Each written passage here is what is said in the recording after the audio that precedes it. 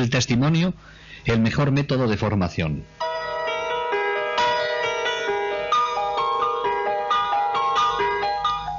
La tarea encomendada a Teresa de ayudante de la maestra de novicias no siempre le resultó fácil. Las personas que le confiaron al principio pusieron cierta resistencia a su acción.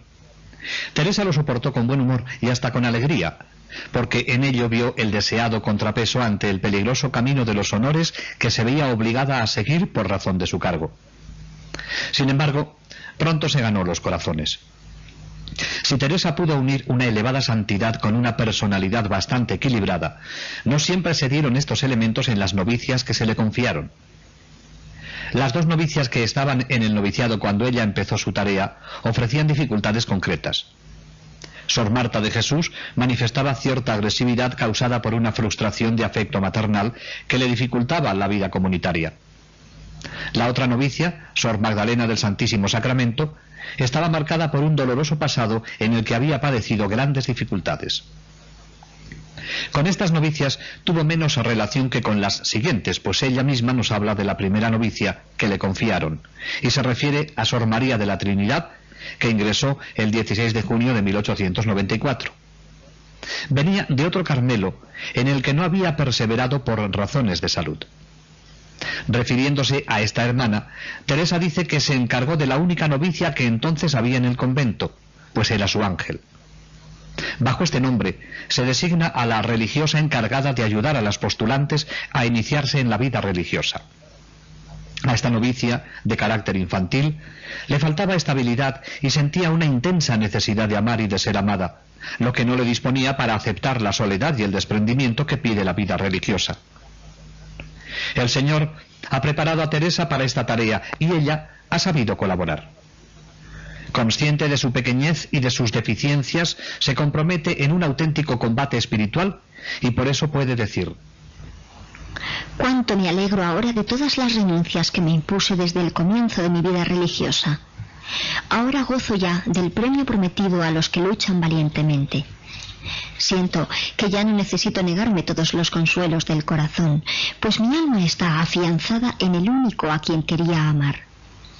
Veo feliz que, amándolo a él, el corazón se ensancha y que puede dar un cariño incomparablemente mayor a los que ama que si se encerrase en un amor egoísta e infructuoso». Desde esta postura puede mantener la serenidad que se necesita ante algunas actitudes de las novicias. Así lo pone de manifiesto lo que le ocurrió un día con esta novicia. Un día en que Sor María de la Trinidad estaba algo contrariada por tener que dirigirse a Teresa para la dirección, le replica que antes de dirigir a las demás, aprenda a dirigirse a ella misma. Teresa dio entonces prueba de gran madurez espiritual y de una profunda humildad. Sin aparecer dolida afectivamente, le respondió con toda sencillez: «Ah, hermana mía, tenéis mucha razón. Soy mucho más imperfecta de lo que creéis».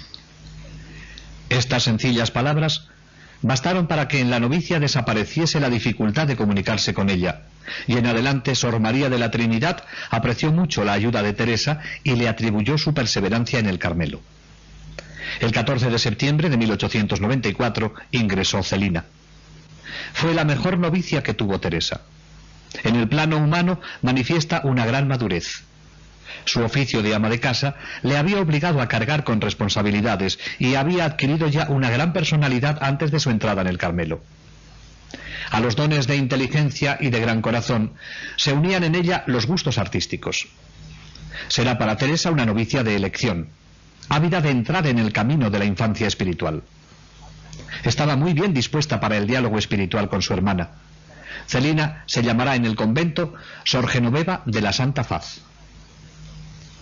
María Guerán, su prima, ingresa el 15 de agosto de 1895 y tomará el nombre de María de la Eucaristía. Era una artista, dotada de una gran sensibilidad, a menudo inclinada a la introspección y a una excesiva delicadeza de conciencia. En este conjunto de caracteres tan distintos, la tarea de Teresa no será siempre fácil. Aparte de Celina, que siempre estuvo bien dispuesta para entrar en diálogo con su hermana en función de maestra, las demás hermanas no ofrecían facilidades para permitir el intercambio de puntos de vista. Teresa se las arreglaba estando dispuesta a ayudarles, pero respetando su libertad. La influencia directa de Teresa en las dos primeras novicias de velo blanco, Sor Marta de Jesús y Sor Magdalena del Santísimo Sacramento, fue mínima. Admiraban su santidad, afirmando después de su muerte que les había ayudado a comprometerse en el camino de la infancia espiritual. Teresa ejerció una verdadera influencia en las otras tres novicias, Sor María de la Trinidad, Sor Genoveva de la Santa Faz y Sor María de la Eucaristía, exceptuando siempre a Celina, que manifestaba una mayor madurez. Vemos que Teresa sabe ayudar con eficacia y hacer progresar a las que ofrecen límites de carácter. Teresa sabe distinguir entre los dos terrenos de la santidad y de la psicología, y sabe que la santidad puede coexistir en la misma persona, con límites de aspecto psicológico que sean compatibles con la vida religiosa.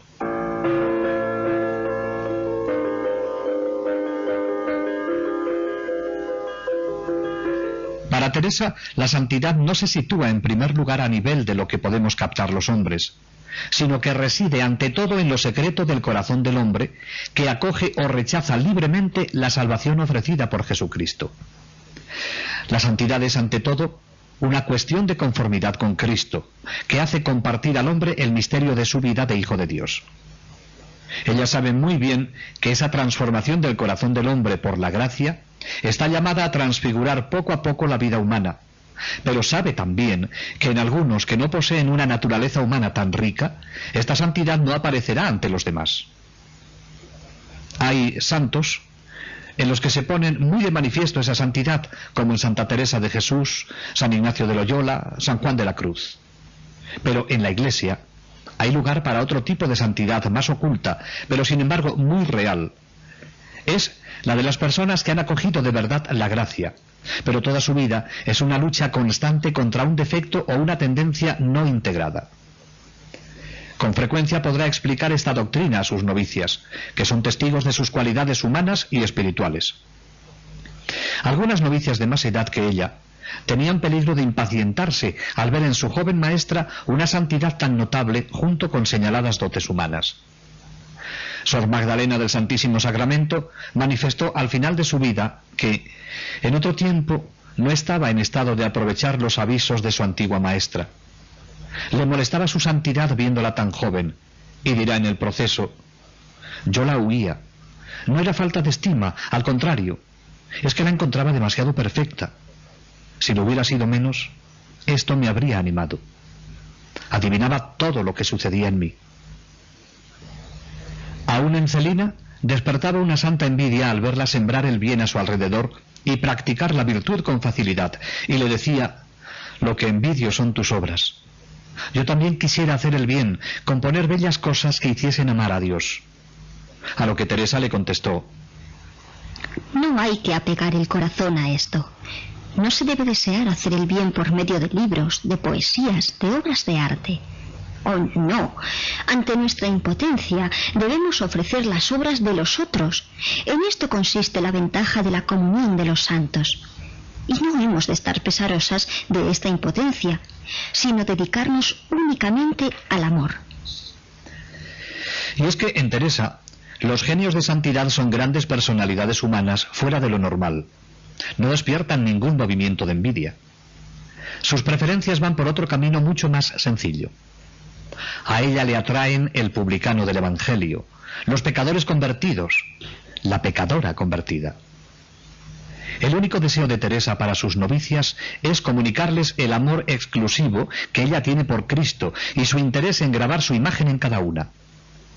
Por eso, el día que la Madre María de Gonzaga la llama para que le explique cómo desarrolla su obra en el noviciado, se lo dirá en una forma sumamente gráfica, en la que debemos descubrir toda la profundidad que encierra.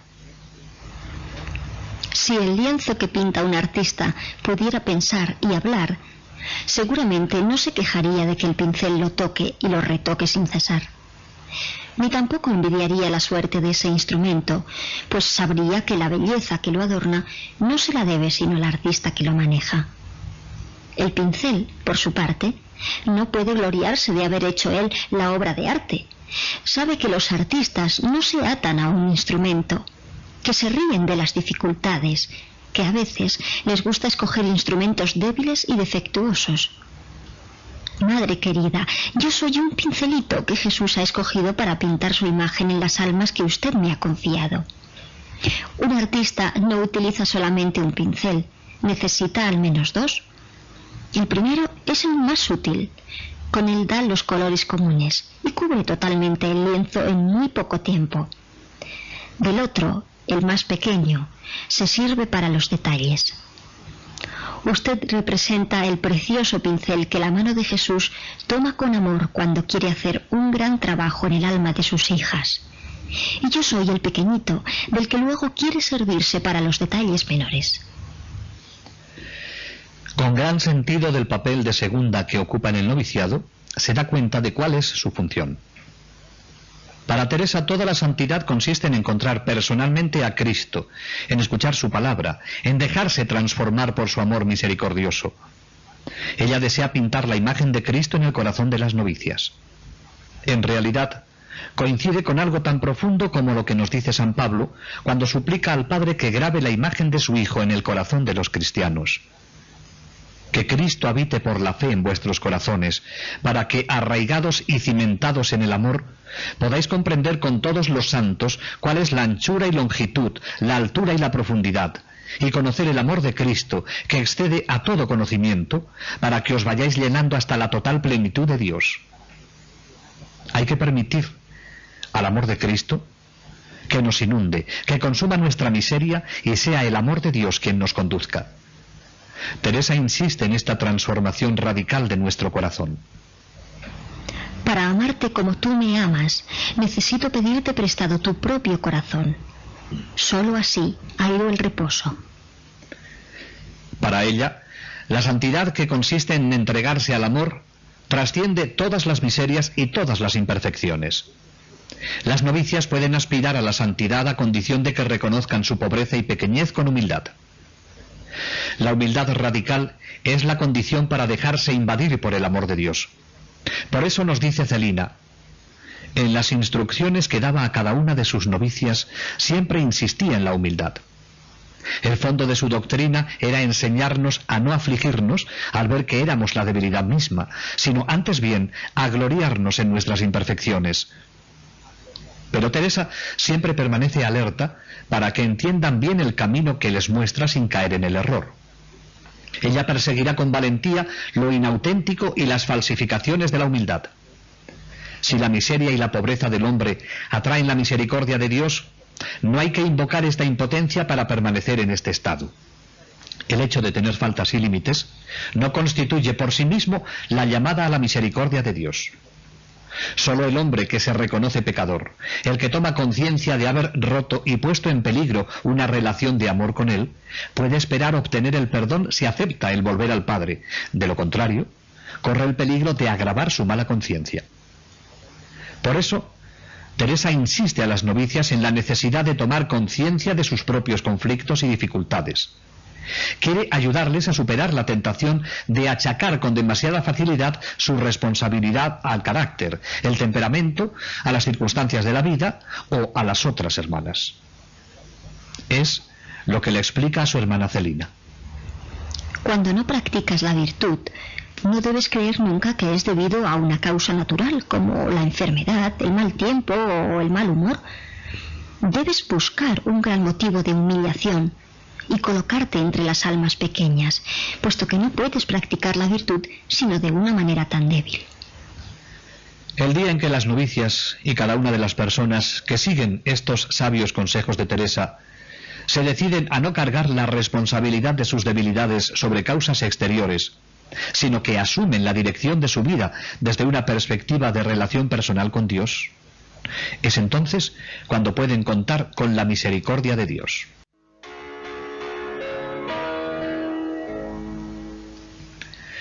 Nadie como Teresa nos puede decir cómo vivió y ejerció su misión con las novicias, y conviene aplicar a la propia vida su ejemplo y sus enseñanzas. Cuando me fue dado penetrar en el santuario de las almas, vi enseguida que la tarea era superior a mis fuerzas. Entonces me eché en los brazos de Dios como un niño, y escondiendo mi rostro sobre sus cabellos, le dije: Señor, yo soy demasiado pequeña para dar de comer a tus hijas. Si tú quieres darle a cada una por medio de mí lo que necesita, mira tú mi mano. Y entonces, sin separarme de tus brazos y sin volver siquiera la cabeza, yo entregaré tus tesoros al alma que venga a pedirme su alimento. Si lo encuentra de su gusto, sabré que no me lo debe a mí, sino a ti. Si, por el contrario, se queja y encuentra amargo lo que le ofrezco, no perderé la paz. Intentaré convencerla de que ese alimento viene de ti y me guardaré muy bien de buscarle otro. Madre, desde que comprendí que no podía hacer nada por mí misma, la tarea que usted me encomendó dejó de parecerme difícil. Vi que la única cosa necesaria era unirme cada día más a Jesús y que todo lo demás se me daría por añadidura. Y mi esperanza nunca ha sido defraudada. Dios ha tenido a bien llenar mi mano cuantas veces ha sido necesario para que yo pudiese alimentar el alma de mis hermanas. Le confieso, madre, que si me hubiese apoyado lo más mínimo en mis propias fuerzas, pronto le hubiera entregado las armas. De lejos parece de color de rosa esto de hacer el bien a las almas, hacerlas amar a Dios, en una palabra, modelarlas según los propios puntos de vista y los criterios personales. De cerca ocurre todo lo contrario. El color rosa desaparece. Y una ve por experiencia que hacer el bien es algo tan imposible sin la ayuda de Dios como hacer brillar el sol en plena noche. Se comprueba que hay que olvidarse por completo de los propios gustos y de las ideas personales y guiar las almas por los caminos que Jesús ha trazado para ellas sin pretender hacerlas ir por el nuestro. Teresa sabe muy bien que cada alma tiene un papel concreto que desempeñar en el designio de Dios. La santidad es una llamada a reproducir en nosotros el misterio de Cristo y se realiza a través de las condiciones concretas de nuestra persona. Teresa tendrá sumo respeto a la vocación propia de cada novicia para decirle la palabra justa y proponerle el compromiso personal. En la formación con las novicias, Teresa no les daba una formación sistemática. Se contentaba con ayudarles a juzgar los acontecimientos de cada día a la luz de la fe. Ellas no ignoraban que Teresa seguía un camino hecho de humildad, abandono, confianza y amor. En sus conversaciones y contactos con las hermanas, Teresa hablaba de su camino, sin por ello dejar de tener en cuenta la vocación personal de cada una. Cuando Teresa habla de renunciar a sus gustos y a sus concepciones personales, no piensa tan solo en la manera de concebir la vocación en la línea de la infancia espiritual, que ella siempre expone con discreción, sino que piensa sobre todo en lo que obstaculiza en ella el encuentro con las otras. El tiempo pasado ocupándose de las novicias ha sido para ella un tiempo de guerra y de luchas. Son sus hermanas las que nos dicen que no buscará nunca la popularidad ni el quedar bien. Es la Madre Inés la que indica en el proceso. En su conducta con las novicias, de las que estuvo encargada, es de notar que no trató nunca de conquistar su afecto por concesiones de prudencia humana. No veía más que el interés de su perfección religiosa y trataba de procurarla aún a expensas de su popularidad. He sido testigo cientos de veces de la fidelidad que tenía en obrar respecto de ellas según su conciencia.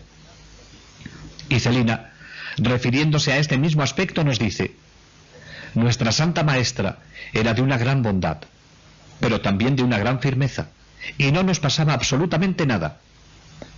Tan pronto como se apercibía de alguna imperfección, iba a buscar a la interesada, y aunque esto le costaba mucho, nada la detenía en el cumplimiento de su deber.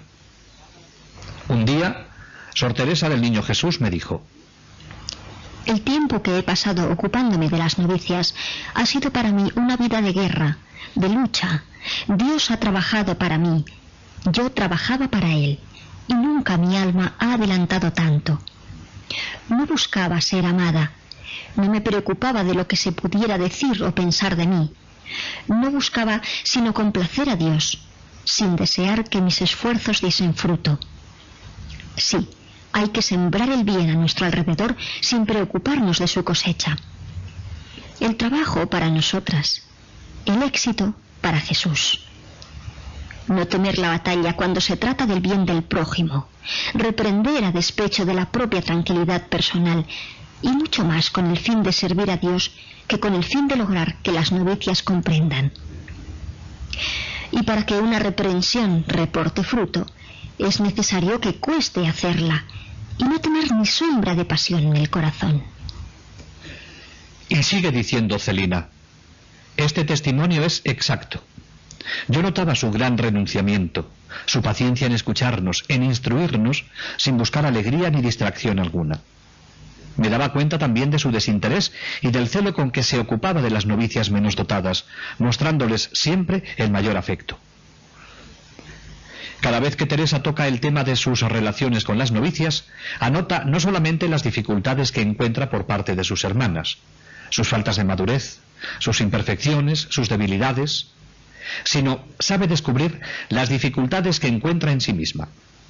Sabe reconocer muy bien que la tensión que se pueda establecer en el diálogo alcanza tanto a ella como a las novicias. Por eso trata de penetrar en lo que puede ser un obstáculo por parte de ella: la tentación de buscarse, de querer ser amada por sí misma, el peligro de la debilidad, de la condescendencia y el miedo a la batalla. Teresa ve con toda claridad que se trata de realizar en sí misma un trabajo de purificación, de conversión de su ser más profundo. Esta tarea que le habían encomendado le reporta un crecimiento espiritual, como ella misma reconoce. Dios trabaja para mí, yo trabajaba para Él, y nunca mi alma ha adelantado tanto. Teresa emplea medios pobres en la formación encargada. No es la maestra de novicias, no da conferencias al conjunto del noviciado, pero sabe aprovechar los encuentros personales o acontecimientos de la vida de comunidad y no trata de echar la culpa de lo que hace a dificultades que pueden estar fuera de sí misma. Teresa es realista y por lo mismo no niega las dificultades que le presentan las novicias, sino que trata de ayudarles a que las miren de frente. Es Celina quien nos ofrece un testimonio personal de cómo se comportó con ella y le ayudaba a vivir en el abandono. En los comienzos de su cargo de maestra de novicias, cuando le contábamos nuestros combates interiores, nuestra querida hermana procuraba sosegarnos, o por medio del razonamiento, o demostrándonos con claridad que tal o cual de nuestras compañeras no había obrado mal. Esto llevaba a largas discusiones que no alcanzaban el fin deseado y que no eran de provecho alguno para nuestras almas. Se dio bien pronto cuenta de ello y cambió de táctica. En lugar de intentar quitarnos nuestros combates destruyendo su causa, nos la hacía mirar de frente. Pasar por encima de una dificultad, diciendo que no tiene importancia, suele constituir una salida falsa. Por eso Teresa invita a mirar la dificultad de frente, y es la misma Celina la que nos dice cómo obró con ella su hermana. Así, si yo iba a decirle: estamos a sábado y mi compañera de oficina, encargada de llenar esta semana el arcón de leña, no ha pensado aún en hacerlo, mientras que yo pongo en ello tanto cuidado cuando me toca a mí.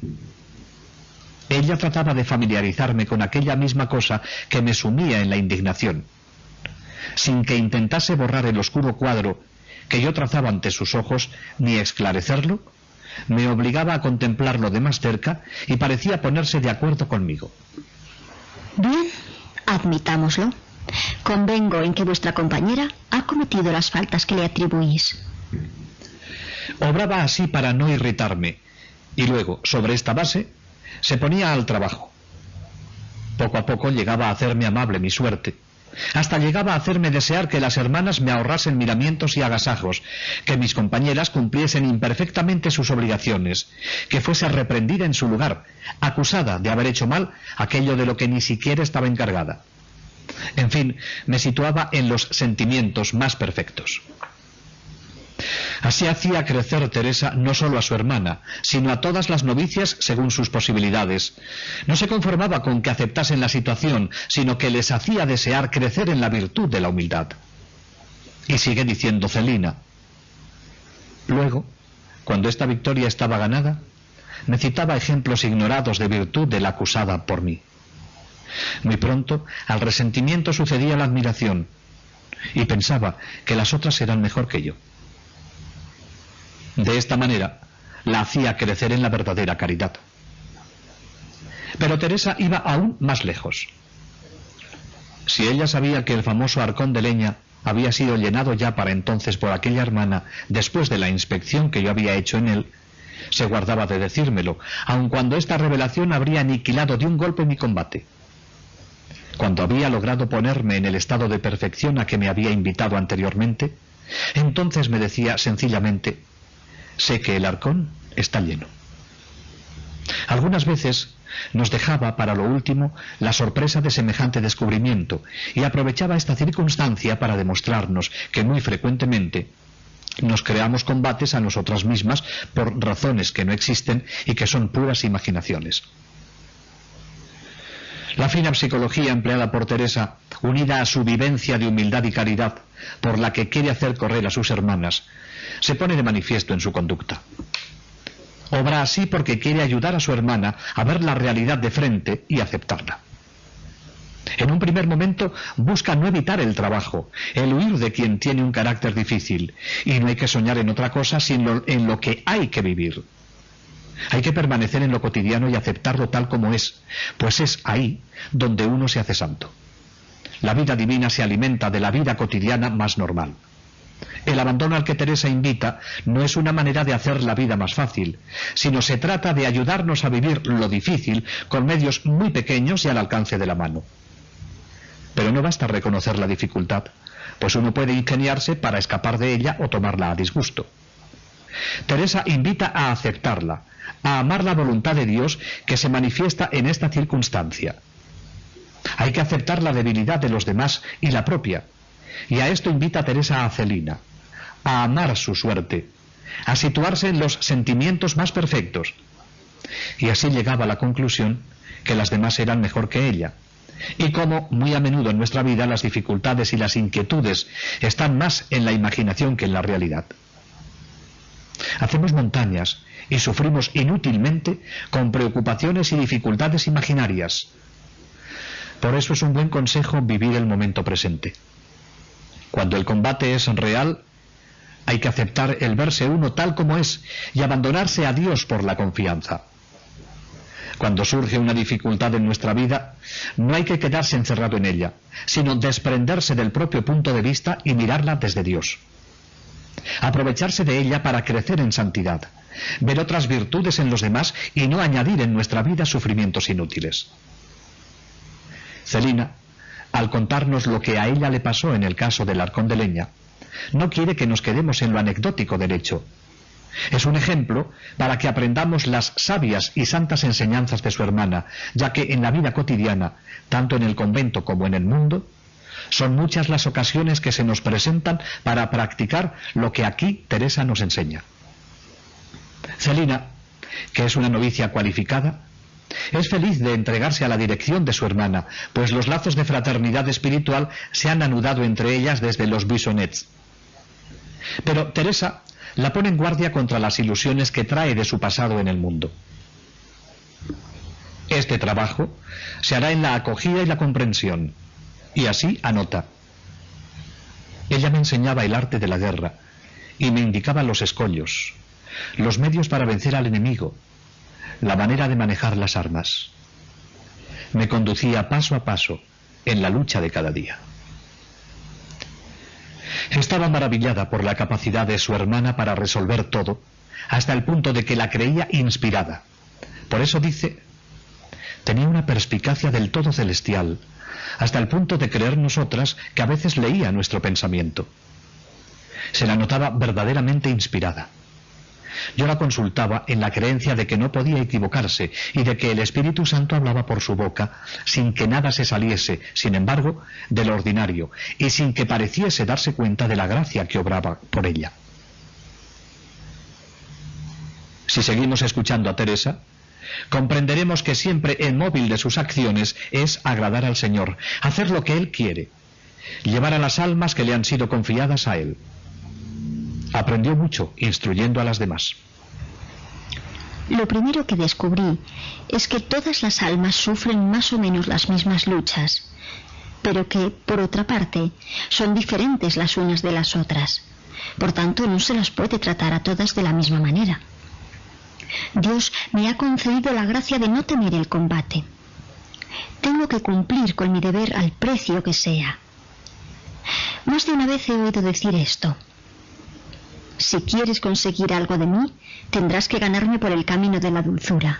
Por el de la fuerza no conseguirás nada. Sé que nadie es buen juez en propia causa. Y por eso no tardan en reconocer que, en ocasiones, un poco de acíbar es preferible al azúcar, y no tienen reparo en confesarlo. A veces no puedo dejar de sonreír en mi interior al ver el cambio que se opera de un día para otro. Vienen a decirme: tuviste razón ayer al ser severa. Además, me pareció que tú estabas rezando por mí. Entonces recobré la paz y la luz empezó a brillar. Sí, toda mi fuerza se encuentra en la oración y en el sacrificio. Son armas invencibles que Jesús me ha dado y logran mover los corazones mucho más que las palabras. Muchas veces lo he comprendido por experiencia. Atenta siempre a escuchar la palabra de Dios. Teresa está sensibilizada para esta acción del Señor en el interior de los corazones, que escapa muy a menudo a quienes no ponen atención a Dios.